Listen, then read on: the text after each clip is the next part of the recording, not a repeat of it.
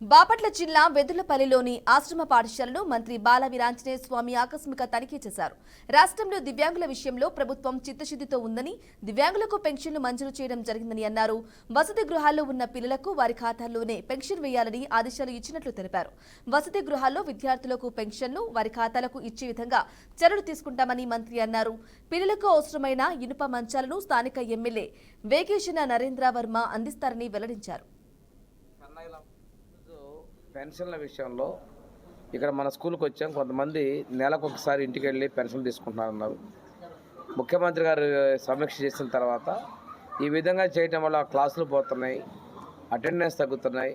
అదేవిధంగా అంటే వీళ్ళు పర్వాలేదండి, కొంచెం బ్లైండ్ కానీ ఇంకా ఆర్థోపెడికల్ హ్యాండిక్యాప్డ్ ఉంటుంది, వాళ్ళ కోసం పక్కన ఒక మనిషి రావటం ఇవన్నీ వస్తున్నాయి. కాబట్టి నేరుగా వాళ్ళ అకౌంట్స్కే పెన్షన్ అమౌంట్ జమ చేయమని చెప్పేసి ముఖ్యమంత్రి గారు ఆదేశాలు ఇచ్చున్నారు.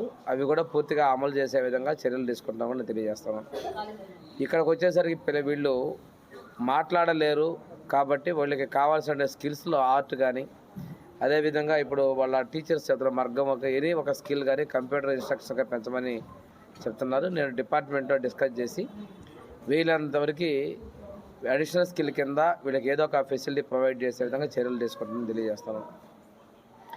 ఉన్నంతలో బాత్రూమ్స్ కానీ శానిటేషన్ కానీ మెయింటైన్ చేస్తున్నారు. దాని పట్ల నేను కొంచెం సంతృప్తి వ్యక్తపరుస్తాను. మరీ చాలా పాతకాలం బిల్డింగ్స్ ఉన్నాయి, వీటికి కొంచెం రిపేర్స్, అదేవిధంగా పెయింటింగ్స్, కొద్దిగా ఈ ఫ్లోర్ రీప్లేస్మెంట్ ఇవన్నీ కూడా ఉన్నాయి. వీటిని కూడా నేను చేయించేందుకు చర్యలు తీసుకుంటానని తెలియజేస్తాను.